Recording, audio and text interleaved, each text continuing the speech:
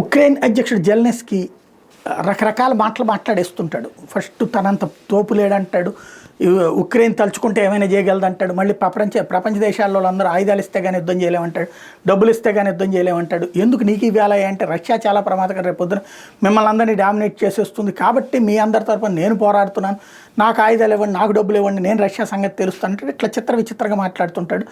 తాజాగా జరిగిన పరిణామాలు చూసాం. ట్రంప్తో గొడవబట్ట, ఆ తర్వాత ప్రపంచ దేశాలందరి దగ్గర హీరో అని వెళ్ళడం, ఇదివరకటికి మళ్ళీ ఆయన పట్టించుకోకపోవడం, దాంతో మళ్ళీ చర్చలకు సిద్ధమంటాం, 30 రోజులు కాల్పురవణకు సిద్ధమంటాం. ఇట్లాంటి జెలెన్స్కీ నరేంద్ర మోడీతో మాట్లాడినప్పుడు నరేంద్ర మోడీ చాలా క్లియర్గా చెప్పారట. ఆ విషయాన్ని నరేంద్ర మోడీ తాజాగా చెప్పుకొచ్చినటువంటి లెక్క ఏంటంటే, రష్యా మీద ఉక్రెయిన్ గెలవడం అసాధ్యమైన విషయం.